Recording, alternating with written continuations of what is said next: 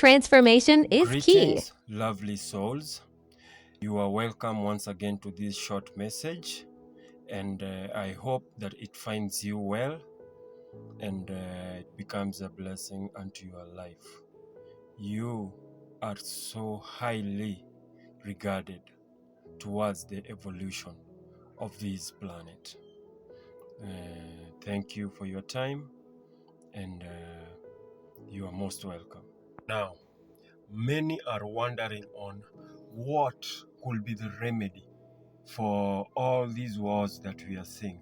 What could be the remedy to every problem that we are seeing in this planet?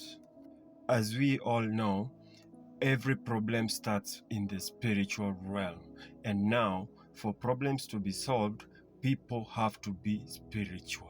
So, as we all know, spirituality is what creates, influences, and cares for every aspect of our lives, or of life as we know it. That is why it is called the attribute of bestowal. In order to know the spiritual, we have to become spiritual internally. This is the desire to be able to, we can say, to have a direct sensation with the Creator. It's an inner impression that is tangible and as repeatable and real as any inner impression that is experienced by we as humans.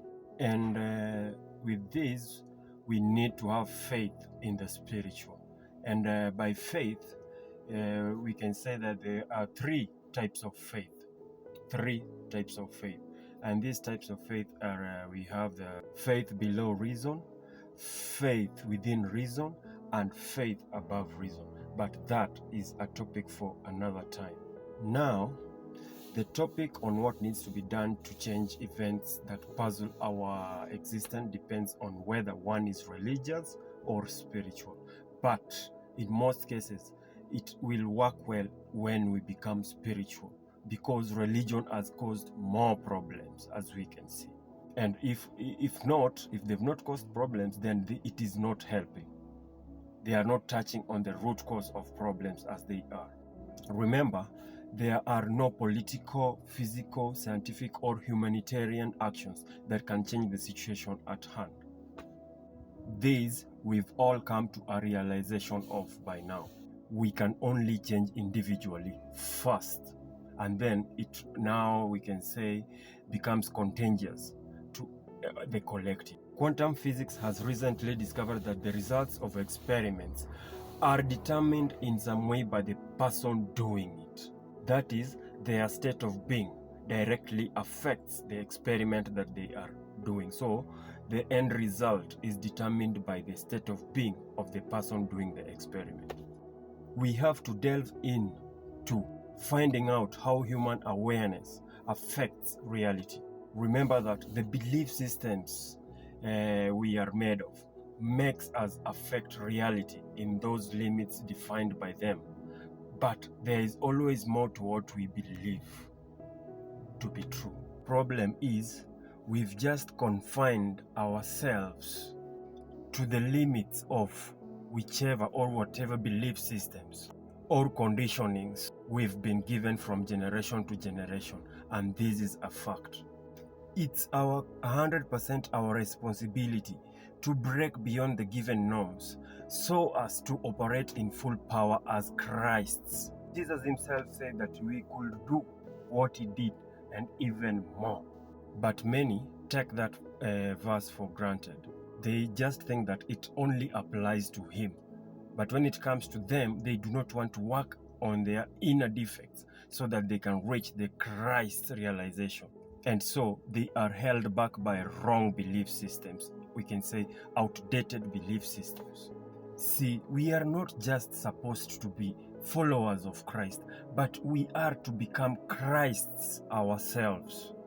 And you see, the general law, which is called the thought of creation, is to create a creature and to fill the creature with complete fulfillment. In other words, we and everything in existence are undergoing a development process with the goal of reaching a perfected state exactly as the state of the force that created us. And that is the will of God. Now, the blueprint containing the purpose, meaning, and outcome of life, and all its details and all the forces that bring this about is always within you. It's an intention, it's a desire that is already within you. We just fail to spark it on. We've switched it on. We've used it like a button that goes on and off. So in most cases, when we go to our places of worship, we turn it on. But when we come out, we turn the beasts in us on. So we are just playing around, cat and mouse games. And that is the reason why we are having so many problems in the universe right now. So the force of nature, or the creation thought energy, is good, that does good. It never changes. You cannot be good this moment and after a short while, you are a total nutcase. And so all the disasters that we are seeing around us and the wars that we are now experiencing are just a measure of the difference between the individual quality and the collective intention and quality of the intention behind this law that is governing nature, called light. So the law that is governing nature is light. It is not darkness. It is light. It is the most powerful. And so the inner life of humanity is the determining factor of how nature treats us. How can that be? The inanimate, vegetative, and animal natures of existence are actually parts of us. The only difference between them is the amount of desire for change they have, the amount of quality as opposed to quantity. That's why there is so much inanimate matter in the universe compared to the number of even the simplest organic life forms. Now let's take it this way. One rose contains the desire of all rocks in the universe, and one fly contains the desire of all the plants on the earth, and one person contains and eclipses the desire of the entire system below them. So an individual affects all the reality according to how similar or different their inequalities are to the light. So, what can an individual do? Simply change their inequalities. And the individuals have to know, that they have to unlearn the ways that hinder them from developing to better versions of themselves. And by that, they have to question all the systems put in place to keep them stuck in the low vibrational ways of operation. They have to reach a point whereby they say enough is enough. We are tired of seeing children being killed in wars. We are tired of seeing people being mishandled and people suffering the way they do. For remember, we are all one. So whatever happens to another is actually happening to us, unless we are so selfish that we do not even care about what happens to another. We are living in a world whereby we are just scrambling for our own good. We do not care about what is going on around us. And that is now what we can say. These are the type of people who have already sold their souls. They don't have any form of humanity within them.